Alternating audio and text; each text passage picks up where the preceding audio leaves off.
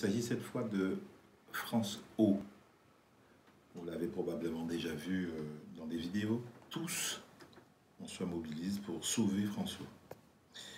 J'ai vu des artistes, des élus, beaucoup de personnes dire il ne faut pas supprimer France O. C'est bien. Mais le gouvernement nous oppose des arguments techniques. Il faut y répondre. Et jusqu'ici, ça n'a pas été fait. Alors, j'aimerais vous expliquer de quoi il s'agit vraiment dans la technique, mais en étant, j'espère, le plus clair possible. Ça coûte combien la télévision? Le groupe France Télévisions, c'est plusieurs chaînes nationales. C'est France 2, c'est France 3, c'est France 4, c'est France 5, et c'est bien d'autres. C'est 3 milliards de budget, j'arrondis, 3 milliards de budget. France O, c'est 25 millions. 0,86% du coût total, du budget total de France Télévisions. Un autre exemple, Arte, c'est 164 millions. Et la dernière chaîne née, France Info, c'est 50 millions.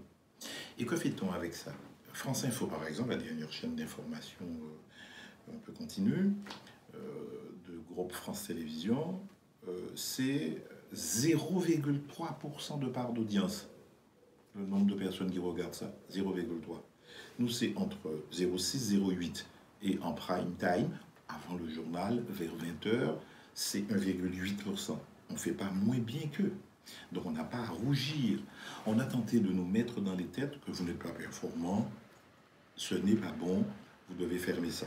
Et le président de la République, Emmanuel Macron, n'a pas hésité à nous dire, écoutez, il ne faut pas être indûment conservateur, que les Outre-mer ne peuvent pas se résumer à une seule chaîne, et que tout débat serait hypocrite. Ça veut dire, si vous ne me suivez pas, si vous ne fermez pas France O sur le canal hertzien, sur la TNT comme on dit, eh bien vous êtes un conservateur.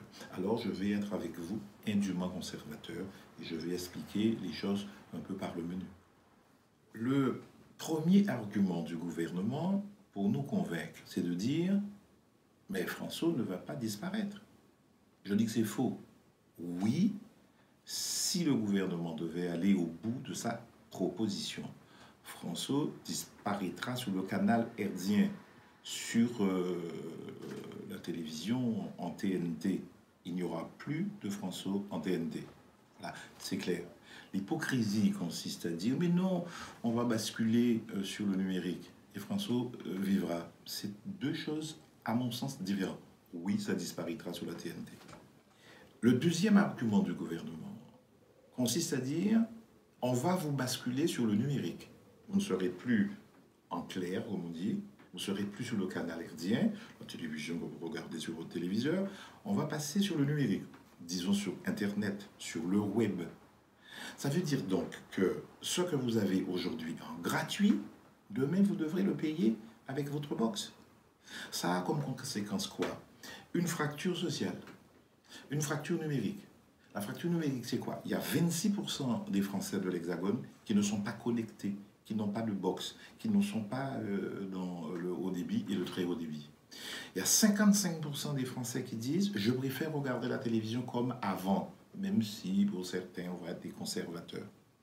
Et la fracture sociale, c'est de dire qu'il faut payer, et il faut des moyens pour payer. Ensuite, il y a le risque, il faut le dire.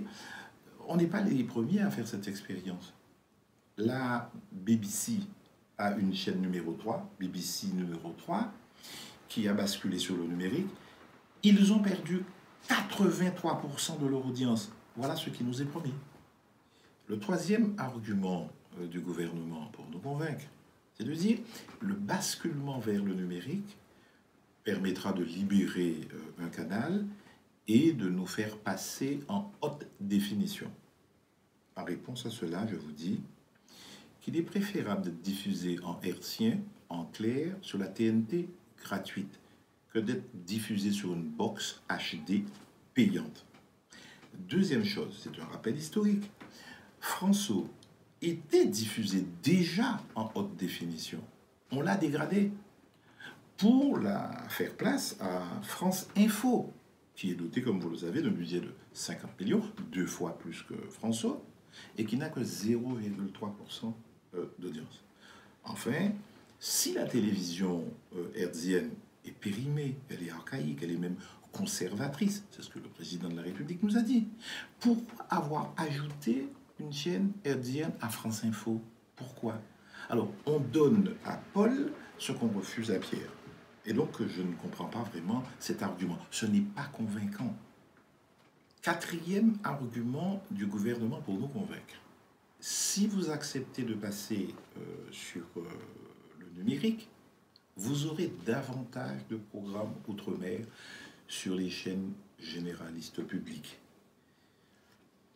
Si les chaînes voulaient le faire, ça fait très longtemps qu'elles l'auraient fait. C'est même une obligation de leur cahier des charges. Ça n'a jamais été fait. Au moment où je vous parle, il n'y a sur les chaînes publiques aucun présentateur, aucun chroniqueur, aucun animateur ultramarin, rien. C'est une honte.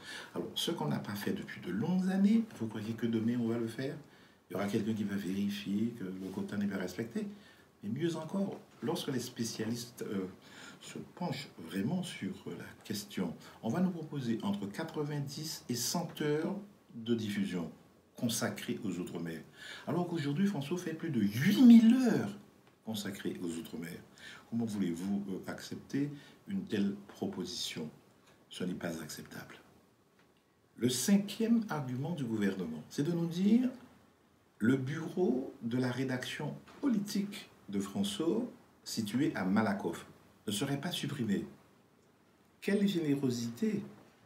Il faut le savoir, c'est 59 personnes. C'est absolument nécessaire, il y a un statut, 59 personnes. Donc, ce n'est pas un don, une gratuité qui serait faite aux Outre-mer et à celles et à ceux qui y travaillent. Mais on oublie de dire, il y a plus de 50 autres collaborateurs. Ils ne sont pas dans la rédaction politique. Que deviennent-ils? Les administratifs, les techniciens, bref, toutes celles et tous ceux qui accompagnent cette production-là.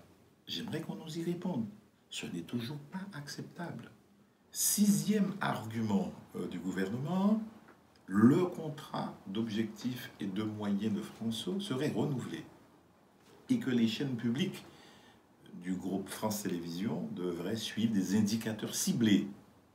Dixit, je reprends comme ils l'ont dit, en matière de séries télévisées, d'émissions politiques, de magazines, de documentaires, etc. Très bien, c'est une bonne nouvelle. Mais ça fait des années qu'on nous bassine avec cette bonne nouvelle. Il s'agit là probablement de quotas d'ultramarins, notamment dans les films, dans les séries télévisées. C'est une bonne idée. Ça fait des années, moi, que je me bats pour qu'il y ait des écrans moins pâles.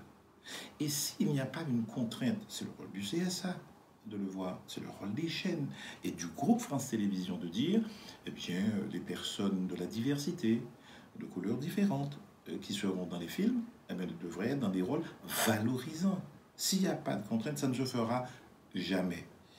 En conclusion, nous ne nous opposons pas à la transformation, mais nous demandons quoi? Simplement, vous maintenez, vous préservez François, qui est une chaîne, je dirais, citoyenne, une chaîne culturelle, qui fonctionne avec un budget, et oui, de misère, et pourtant qui est plus productive que les autres chaînes publiques. Nous demandons à transformer François en un média global, radio, télé, web, en synergie, en lien avec les Outre-mer premières. Nous demandons quoi? De la coproduction avec France 2, avec France 3, avec France 5. Ça peut se faire si on veut une meilleure visibilité, un meilleur rayonnement des Outre-mer. J'allais dire un meilleur épanouissement.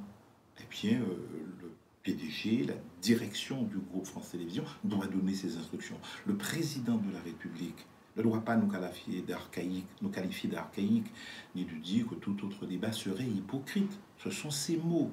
C'est vexant, c'est blessant. Par ailleurs, nous disons oui, nous sommes tous conscients qu'il faut repenser la chaîne, qu'il faut un projet éditorial stratégique, innovant et pluriannuel, que ça peut se faire, mais ça peut se discuter. Ils ont proposé de définir le cahier des charges par un décret. Pourquoi pas? Mais faut-il encore que François soit préservé, maintenu sur la TNT, sur l'hertzien? Voilà ce que nous demandons en disant, battons-nous. Seule la lutte paye. Ceux qui vivent, ce sont ceux qui luttent. Nous luttons. Merci.